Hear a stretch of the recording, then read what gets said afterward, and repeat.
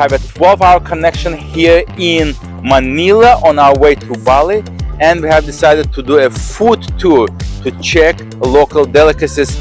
Meet our food expert, Gian. All right, everyone. This is Gian with Explore Manila Tours. Welcome to Binondo, the world's oldest Chinatown. Come on, let's go around and find some great eats.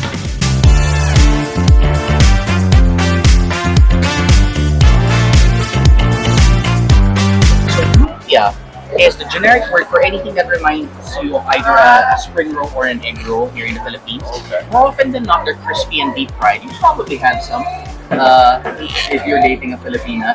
Inside, you have stewed shredded carrots, cabbages, tofu, brown sugar, peanuts, and powdered seaweed.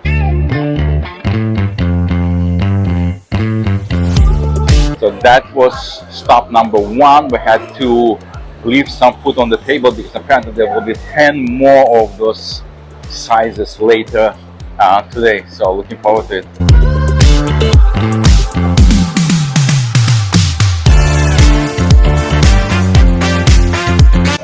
So this is known as kuchay. It looks very much like a meat pie, like an empanada. It's a great example of East meets West. So in old school Chinese cuisine, butter was not a commonly used ingredient. So the buttery flaky crust, that's more the Spanish influence, the European influence. But inside, it's more Filipino Chinese filling.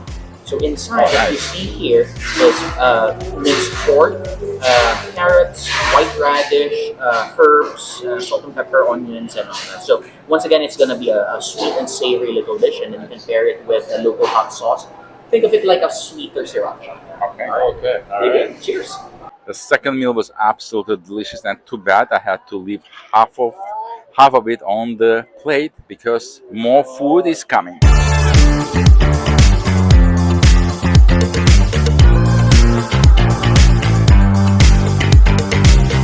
Chinese communities here in the Philippines, you're supposed to burn those, and that's money for your ancestors. And the joke is, if you don't offer enough to your ancestors, they come and visit you. Yeah, but the thing is, when they visit you, it's nothing malicious. But if your ancestors are, like, let's say your grandma is just hanging out too long, you start to develop like a cough that never disappears, or like the flu that never disappears. So if you're like, oh, I've had this cough for 3 weeks now, an older Chinese cook here will say like, oh, you didn't offer enough of the paper for the dead. So you write something there? No, just burn it. Oh, just burn it. Yeah, just burn it. We're having, like I said, handmade pork and herb dumplings. So this place is used to be like a literal hole in the wall, right? It's not even a restaurant. You don't sit down or anything. If you're here on weekends, the line stretches until way down the street. They got a little bit famous post-pandemic because all the YouTubers found out about them. See all these stickers? Oh yeah. So different YouTubers from all around. Let's look a little corner over here. All right, this is our next item. Probably top 2, top 3 best dumplings in the entire country. Pork and herbs are what's inside. And then the sauce is a light vinegar sauce with garlic steeping in it, so it has a slight garlicky flavor. And then I drizzled a little bit of sesame chili oil on top. So it's fresh from the boiler. If it's too hot inside, I jokingly say do the Santa Claus, pop it in and go ho ho ho. All right, dig in.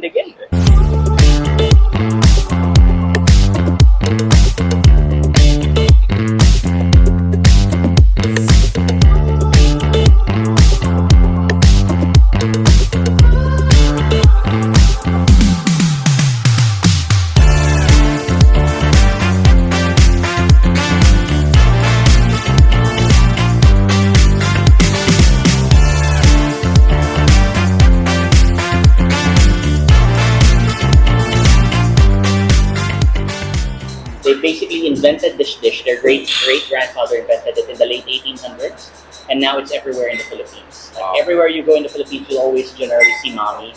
This family straight up invented it. In Cantonese, dim sum means snack.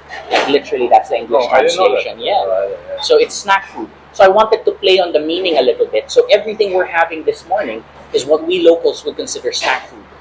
But the thing is, in the Philippines, anything without rice is a snack. Right? So I remember my mom would cook like spaghetti and meatballs, for example. My dad would eat that with a side of rice.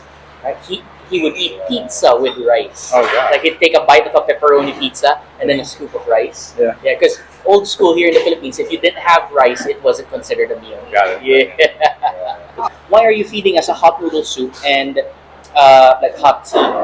The thing is, there's an old school belief here in Asia wherein if it's hot, you consume something hot, right? Because it makes you sweat more, and then that sweat will then cool you down.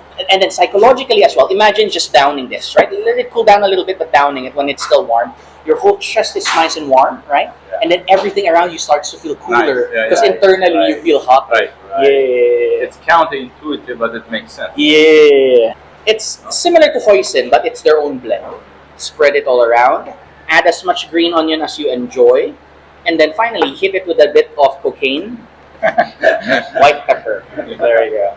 White pepper. Yes, there you go. And then mix it all around. And then when you try it, it's a totally different flavor experience. It has leveled up. You've layered in more flavors. There's also a little bit of salted duck egg inside.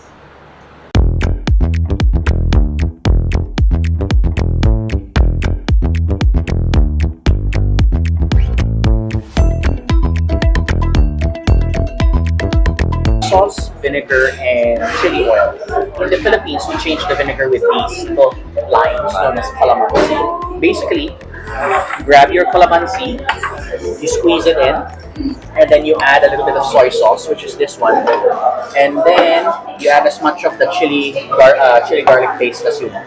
So fair warning, it's a bit spicy. It's like 100,000 Scoville. So that's 100,000 Scoville? Yeah. So,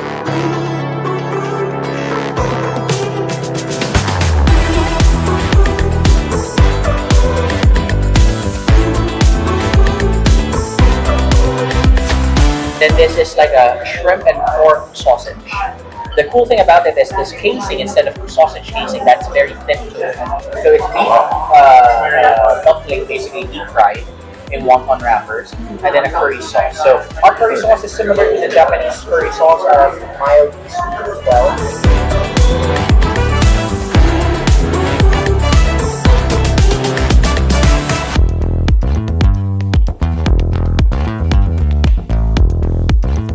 They got really famous for the ube kopya.